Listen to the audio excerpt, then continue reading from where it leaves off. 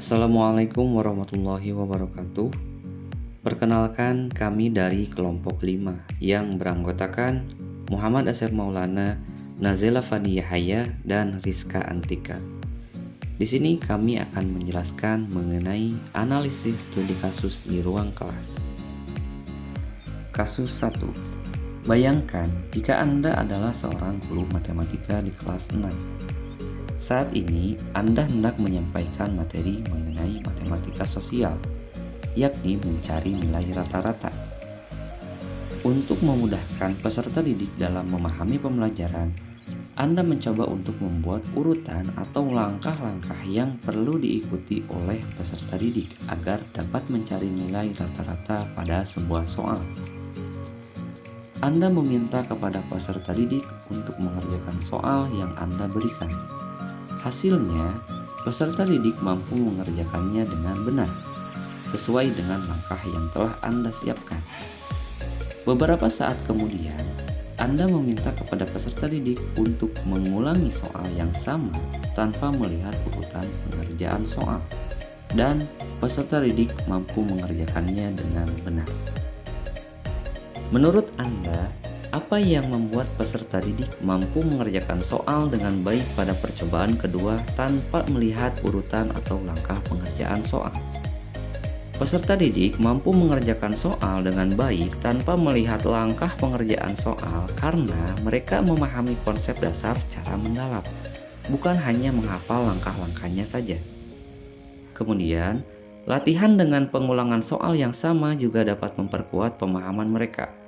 Selain itu, siswa memiliki rasa percaya diri. Kemudian ketika siswa berhasil mengerjakan soal pada percobaan pertama, rasa percaya diri mereka menjadi meningkat. Kepercayaan diri ini mendorong mereka untuk mencoba lagi tanpa rasa takut gagal. Sebagai seorang calon guru, dalam kegiatan belajar yang seperti apa metode di atas dapat diterapkan? Elaborasi jawaban Anda dengan menyertakan teori yang berkaitan. Metode di atas dapat diterapkan dalam pendekatan pembelajaran bertahap. Metode ini sesuai dengan teori pembelajaran konstruktivisme, yaitu scaffolding.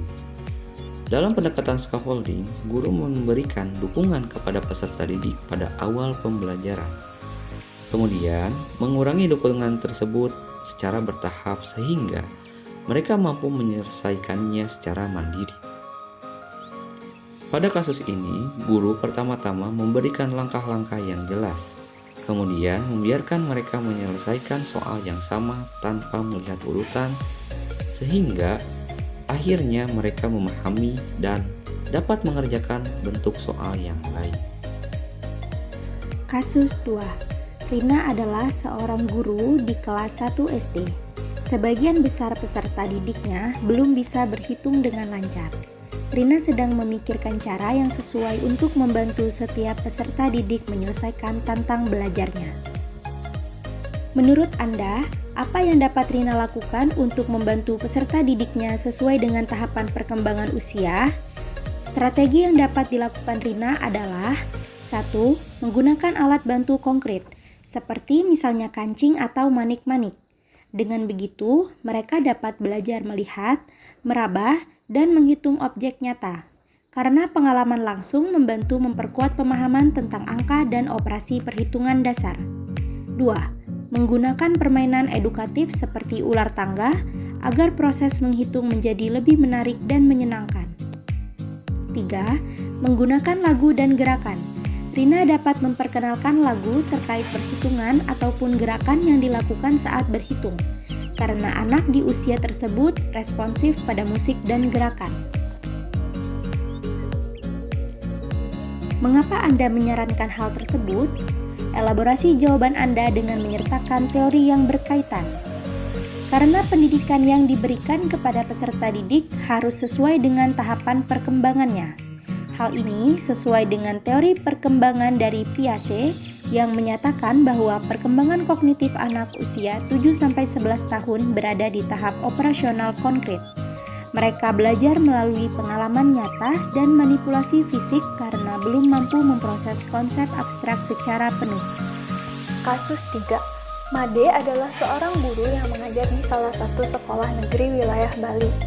Ia mengampu mata pelajaran bahasa Indonesia. Ia hendak mengajarkan materi teks deskripsi pada peserta didiknya. Pada buku cetak yang menjadi panduannya saat mengajar, terdapat beberapa contoh teks deskripsi menceritakan tentang bangunan-bangunan pencakar langit yang ada di ibu kota. Dengan memperhatikan latar belakang setiap peserta didiknya, Made pun mencoba untuk memberikan contoh berbeda. Dia memberikan contoh teks deskripsi tentang pantai dan makanan khas di Bali. Pertanyaannya, menurut Anda, apakah pertimbangan dan keputusan Made sudah sesuai? Mengapa demikian? Keputusan Made sudah sesuai karena contoh teks deskripsi yang ia pilih lebih akrab dan relevan dengan latar belakang peserta didik yang ia ajar, sehingga pembelajaran lebih bermakna dan mudah dipahami. Ada beberapa alasan mengapa tindakan Made sesuai. Pertama, relevansi dengan konteks lokal. Memasukkan konten yang relevan dengan lingkungan sekolah merupakan pembelajaran yang bermakna bagi peserta didik, karena peserta didik dapat lebih terlibat dan tertarik dalam pembelajarannya. Kedua, pengenalan budaya dan identitas lokal.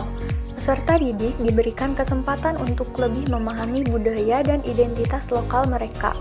Peserta didik dapat melestarikan budaya dan warisan mereka sendiri. Ketiga, motivasi dan keterlibatan peserta didik. Pembelajaran yang relevan dengan kehidupan sehari-hari dapat meningkatkan motivasi belajar peserta didik dikarenakan mereka dapat merasakan langsung pembelajaran yang dipelajari. Pertanyaan yang kedua adalah, prinsip apa yang Made gunakan dalam kasus tersebut? Elaborasi jawaban Anda dengan menyertakan teori yang berkaitan.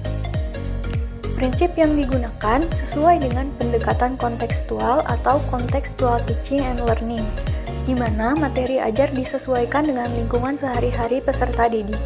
Pembelajaran kontekstual menekankan hubungan materi pembelajaran dengan situasi lingkungan yang dikenal oleh siswa. Pendekatan ini didukung oleh teori konstruktivisme yang menyatakan bahwa siswa belajar lebih baik ketika mereka dapat mengaitkan informasi baru dengan pengalaman dan pengetahuan sebelumnya.